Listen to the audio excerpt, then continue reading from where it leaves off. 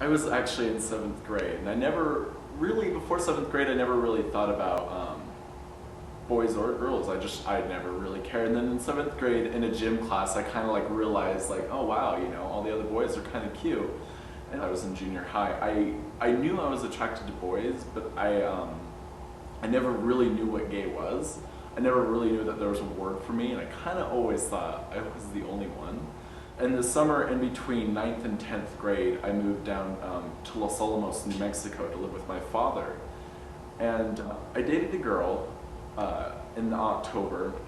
You know, I met her through school. Her name was Shawnee Williams, and you know, she's very pretty, but you know, after 2 weeks of dating her, she confronted me and she's like, McKay, we can't date anymore. And I was like, why? And she's like, because you have never held my hand, you've never tried to kiss me, you've never made a move on me. And I was like, oh, I guess that's a good point. So we ended up just being friends. And then later that February, I was watching a movie, and the name of the movie was Prayer for Bobbies, which was about a boy in the late 1970s who came out to his very religious family and ended up committing suicide, excuse me.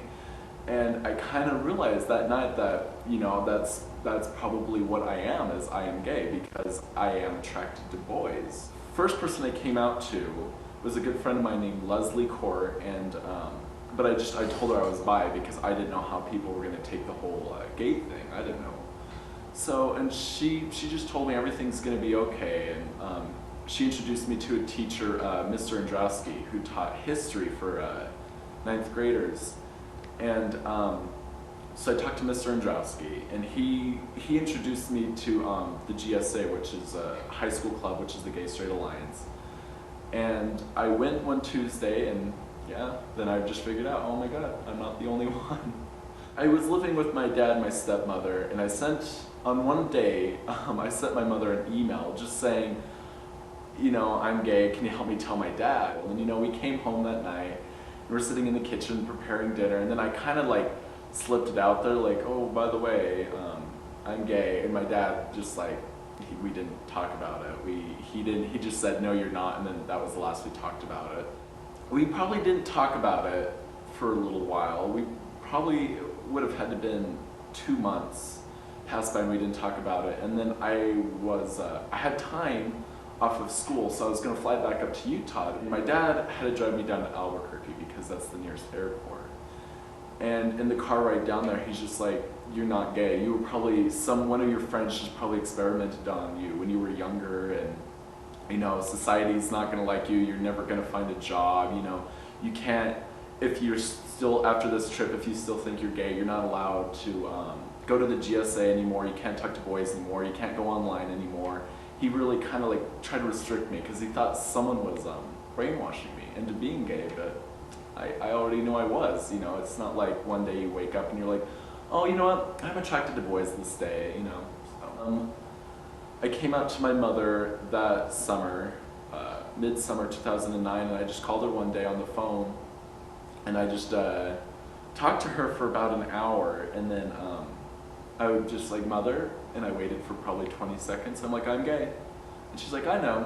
What's the weather like down there? So she didn't care at all. She, you know, she knew, I don't know, mother's intuition or whatever. But so I kind of had the best of both worlds. You know, the really Republican, Glenn Beck's his hero father, and then the mother that just doesn't care at all, you know. She told me, well, at least you know who you are at such a young age. It helped me a lot when I first came out of the closet, because I'd go every week and just meet the kids that were there. And there weren't, actually I was only one of the only out kids in the school, and I was the only gay kid that went to the GSA, but there were some lesbians that went there and some really cool straight kids. So in the beginning when I was first coming out, it helped me out a lot. Now that I'm back in Utah, I really haven't told anybody, but no one's given me any problems. I dated a boy that went to my school, and we used to hold hands everywhere, and I never got any problems. You know, half the kids still wonder if I'm gay or bi or whatever, but I've never gotten any problems at all. But one of the biggest problems with being gay and in a relationship is safety. You know, if I'm holding my boyfriend's hands, walking down Galvin Plaza or, you know, Temple Square, what have you, you know, someone could get out of their car and just say, hey, you know, you faggots, and then just beat us up. That's, you know, straight couples never have to worry about that. But if a boy and a boy hold hands, if a girl and a girl hold hands, they have to worry. They have to worry, is someone going to come and beat us up? Are people going to call us names? So yes, and I've had cars pull down and yell faggot at me when I'm holding my boy's friend's hand. So safety is my #1 issue.